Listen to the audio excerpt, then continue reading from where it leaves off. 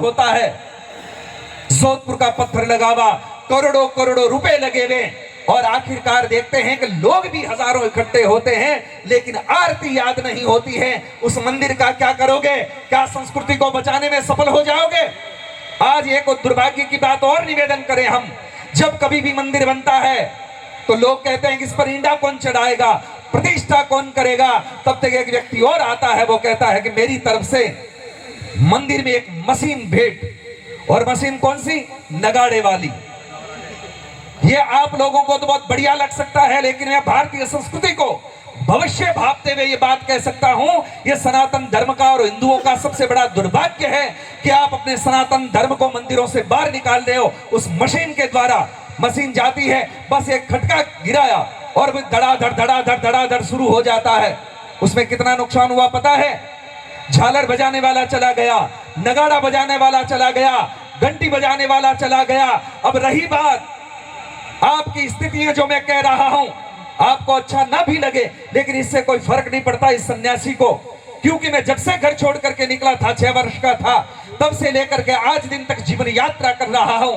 इसमें बिल्कुल बेझिझक कह रहा हूं, और जिसको चुभती है तब भी चुभे। कई बार लोग कहते हैं कि महाराज जी आप ऐसी बात क्यों कह रहे हो, किसी को चुभ जाएगी। मैंने कहा जब तक पैर में कांटा नहीं लगेगा तब तक आदमी अपने पैर को देखेगा भी नहीं कि चुभा क्या है। थोड़ा चुभेगा तो टंटोलेगा। आज दिन तक आप 15-15 सालों से, पता नहीं कितने सालों से भजन संध्याएं कर रहे हो, मंदिर में आकर के मत्था टेक रहे हो, नाक रगड़ रहे हो, लेकिन आरती याद नहीं है। आपको नहीं लगता कि आपका सबसे बड़ा दुर्भाग्य है? क्या है आपकी भक्ति? आप कैसे प्रमाणित करोगे कि आप भक्त हैं बाएं बांके? आपको जब कोई मंत्र याद नहीं, जब आपको आरती याद नहीं, आपको प्रणाम करना आपको याद नहीं है। आज कोई प्रणाम करता है तो कैसे करता? यूं करता है। इसका मतलब क्या होता है? क्या करोगे आप? कुछ चीजें साधु संतों की सन्निधि में बैठ करके सीख लो, काम आएगी। लेकिन आजकल गुरुओं की भी कोई कमी नहीं है, बड़े बड़े होते हैं, उनको माइक से जो कुछ कहना सो कहना, लेकिन संस्कार देने में वो भी असमर्थ रह रहे हैं। भीड़ जुटाना सरल है, लेकिन संस्कारी 5 लोग तैयार कर देना बहुत बड़ी बात है। महाभारत के युद्ध को देखेंगे तो एक तरफ 3 करोड़ लोग थे और एक तरफ भगवान कृष्ण मात्र 5 बच्चों को लेकर के खड़े हुए थे, और उस पूरे महाभारत के युद्ध के निर्णय को बदल करके रख दिया। ये संस्कारों की बात होती है, सनातन की बात होती है, परंपराओं की बात होती है। इसलिए निवेदन करना चाहता हूं, मंदिरों से ये जितनी भी मशीनें हैं जल्दी से जल्दी बाहर निकालो। और आजकल आरती याद नहीं होती तो क्या हुआ पता है? मेमोरी कार्ड आ गया, पेन ड्राइव लगा करके और खटका डाल देते हैं, फिर ओम जय जगदीश हरे हो जाती है, ओम शिव ओमकारा शुरू हो जाती है। आपको कोई लेना देना नहीं।